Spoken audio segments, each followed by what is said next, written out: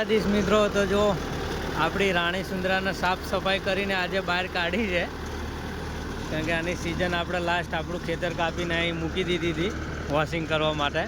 આ આપણું washing stand છે અહીં આગળ, જો બધાય સાધન આપણે અહીંયા વોશ કરીએ છીએ. અને જો આને સાફ સફાઈ કરીને કમ્પ્લીટ ગઈકાલે રાખી હતી.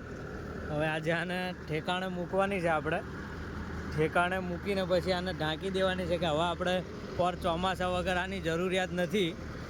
ઘઉંમાં તો આપણે આને ચલાવવાનું નથી, અને ઉનાળુ ડાંગરમાં પણ આનું કામ નથી. જો વરસાદ પડશે તો મશીન આપણે આને થોડું ઘણું રિપેરિંગ કામ કરીને ચલાવશું ઉનાળુ ડાંગરમાં. પણ વરસાદ ના પડે તો મશીનનું કામ નથી આપણે ઉનાળુ ડાંગરમાં. એટલે આને આપણે અત્યારે કમ્પ્લીટ જગ્યા ઉપર મૂકી દેવી છે. અને પછી જો આપણે આ કરતાર 4000નું વોશિંગ કરવાનું છે. આજે આનું સાફ સફાઈનું કામ કરવાનું છે. અને જો આપણા આખા એક ખુલ્લા પ્લોટમાં આપણે અહીંયા આગળ ગોડાઉન બનાવ્યું છે, મિની ગોડાઉન બનાવ્યું છે.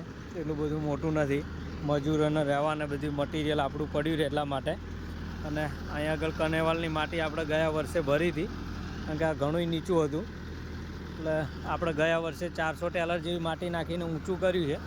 અત્યારે પણ કનેવાલની માટી ચાલુ થઈ છે, એટલે 2-4 દિવસમાં હવે માટીનું કામકાજ આપણે કરવાનું છે. આ બાકીનું બધું માટી આની અંદર બીજા 200-300 ટેલર નાખી દેવાના છે, એટલે પુરાણ કમ્પ્લીટ થઈ જાય. અને પાછળથી આપણે મોટો શેડ મારીશું, એટલે આપણા 3 હાર્વેસ્ટરોને ટ્રેક્ટરને બધું શેડમાં પડ્યું રહે એટલા માટે મોટો શેડ મારી દઈશું. એટલે ચોમાસામાં પણ તકલીફ નહીં. એટલે આપણે આ માટી પૂરી છે અને આ જગ્યા કમ્પ્લીટ કરવાની છે.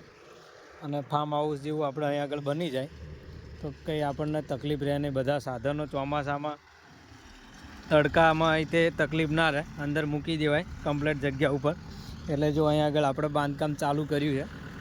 આપણા ઘરે પણ વિશાળ જગ્યા છે, પણ ત્યાં આગળ 4 વ્હીલમાં આ તે બીજા કામકાજમાં થોડી તકલીફ પડે સાધનો પડ્યા હોય એટલે. અને પેલું બધા જ સાધનો આપણે એક ઠેકાણે અહીં આગળ રહે એટલે કંઈ તકલીફ નહીં. સાધનો એ હચવાય પણ, અને ખુલ્લી જગ્યામાં હેરવા ફેરવા કંઈ તકલીફ ના રહે.